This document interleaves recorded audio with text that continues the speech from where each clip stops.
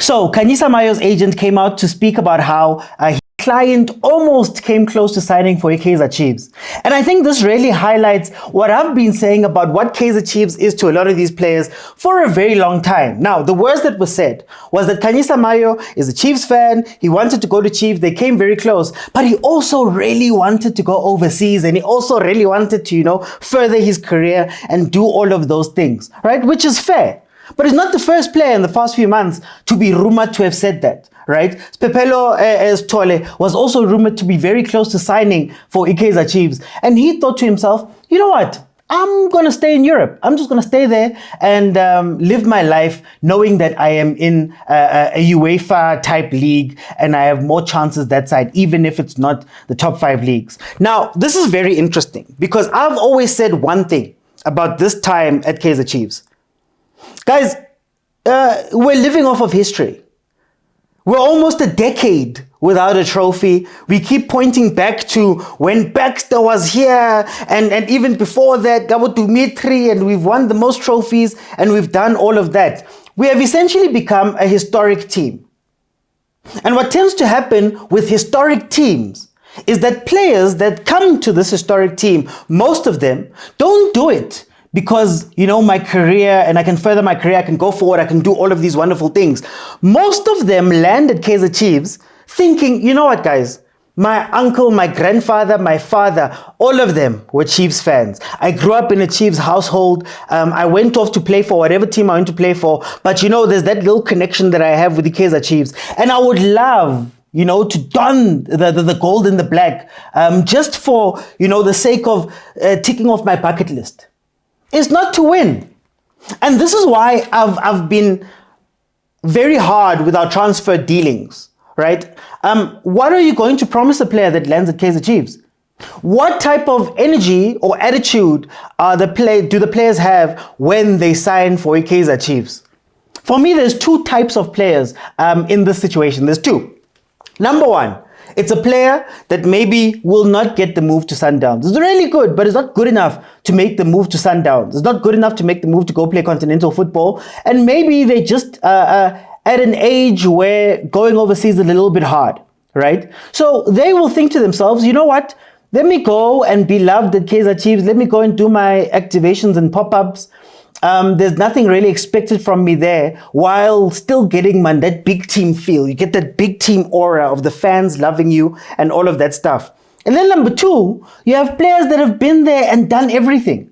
You have players that have played at really high pressure places, that have won trophies, that have been under pressure and being demanded a lot of.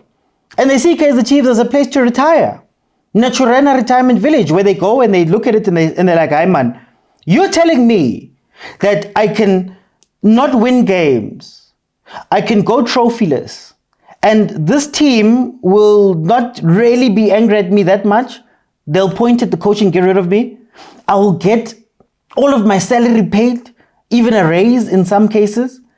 And the fans will still love me and advocate for me in some cases.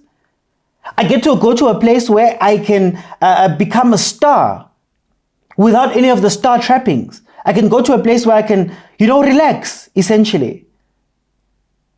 I think that's how players view Kaizer Chiefs. That's why we can only really get the type of players that have done everything. They're older, they're looking to relax. I'm hearing Bokestin Sirino, obviously we signed him. I'm hearing Abo Pesitau, maybe, coming back to South Africa, to Naturena. We've already had Abo Toli. We've seen Abo Kamapiliad. We've seen all of those players in the end of their careers, then come to Kaizer Chiefs to see out their last few years because they know it's a really nice place.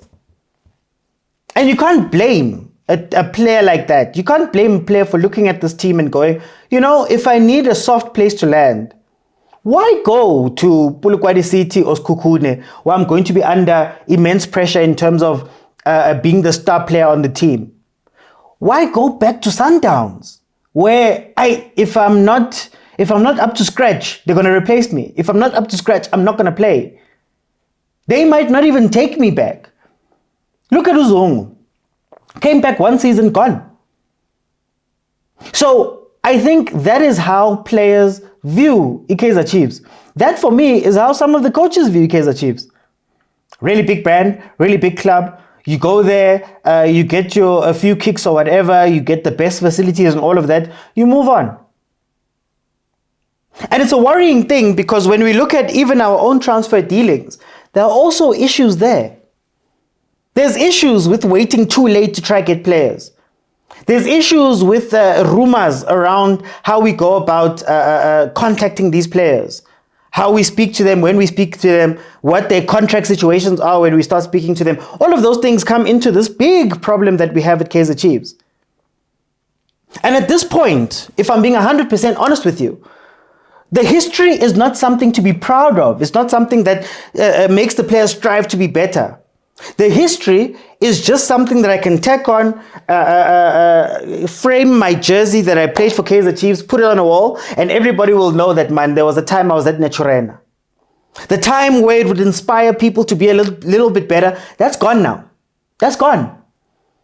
So now you have to deal with how do you move forward. And if I was advising Kaizer Chiefs, my fixes would be very simple. You have to start incentivizing production. You have to start incentivizing wins. You have to start incentivizing the players. So no longer are you going to get your salary full up front. Make that performance based. So that they know that, man, I'm a salary way to awangeni if our situation doesn't improve, if we don't win X amount of games, if we don't win trophies, if we don't do that. In that case, what would happen is that I'm not asking you out of the goodness of your heart to maybe perform for me. I'm saying if you want to eat well at Kaizer Chiefs, you have to perform well. You also have to start strengthening the squad properly. You look at the Chiefs bench. Who's scary there? Who on the Chiefs bench you could say could challenge a starter? And those starters that are doing badly, look at a player like Umart. Not necessarily a very bad player. I'm not going to go down that route. But underperforming.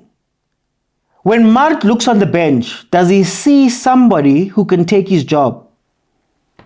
When Mart looks on the bench, does he see somebody who can possibly come in and make it tough for me? When he looks at the management, does he look at management and say, management is actively going out to recruit somebody who's better than me. I need to perform. Or does he look at the situation and say, hey, I've got the captain's armband. So you have to incentivize that performance, but through money, but also through competition. You have to have real competition. Guys, the Chiefs that I know, that I grew up with, let me say that, the Chiefs that I grew up with, if we're going to play the history card, it's the Chiefs where you weren't in the starting lineup if you weren't ready and performing. That was the reason why Abo Cyril Nzama, Nabo Patrick Mabedi, Nabo Thabo Moki, and Nabo Litsulunyane later on, Nabo Nengo Masha later on, Nabo Mbesuma later on. There was a reason why those guys were on the pitch. It wasn't an Achashem.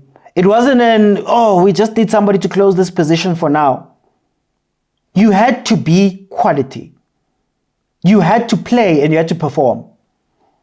So Kaizer Chiefs needs to find a way to instill those cultures back into the team because the history is not going to do it. A lot of these players don't have pride. I'm a long-suffering Chiefs fan. I've been a Chiefs fan my whole life. Actually, not long-suffering. We were winning. I've been a Chiefs fan my whole life. If you were to take me right now and put me onto that pitch, I would leave a lung on the field, running for that team, wanting to play for that team, wanting to do well, regardless of whatever level my quality is, regardless of whatever my rating was.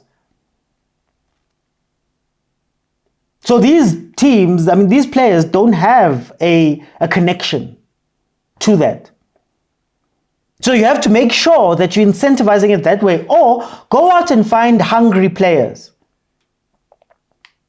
Go out and find players who are building their careers, who maybe will want to come play. I love the Chiefs youngsters, a lot of them, because when you see them on the pitch, a lot of the times, they're giving their all. They understand, I'm at the beginning of my career, I have to make something of myself. Don't bring me a player that has gone to Sundowns and is out of favor. Don't give me a player that has been floating around the league. We need the young, the hungry. And then we need to make sure that management is also doing their part. What can you promise a player to make them join your team instead of Sundowns? What can you promise a player and show them? I think at this point, you have to now start showing them the master plan.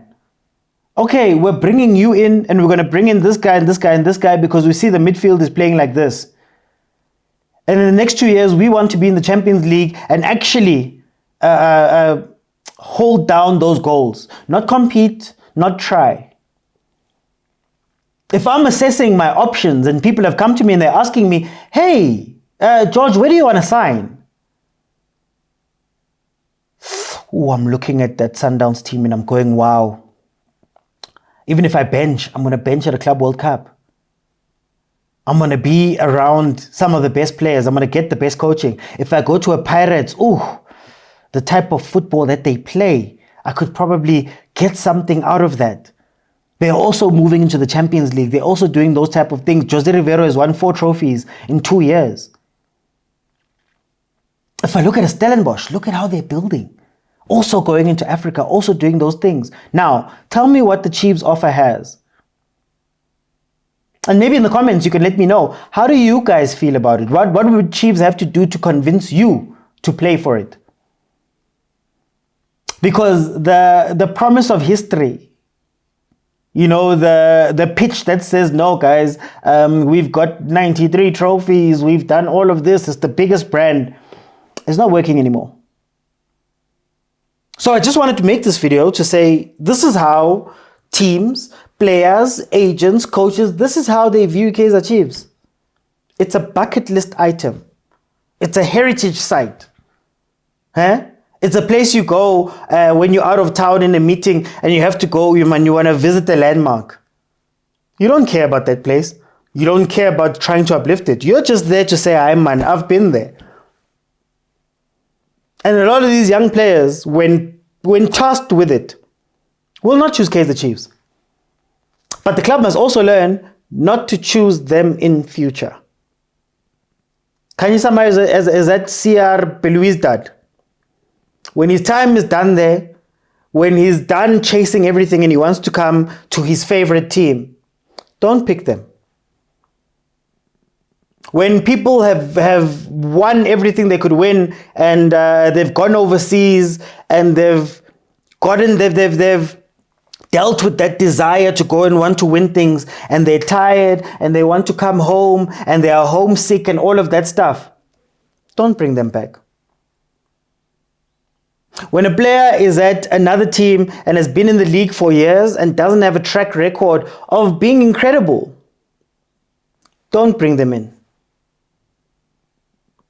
Nothing is stopping us from signing some of the same players that a Sundowns is looking at.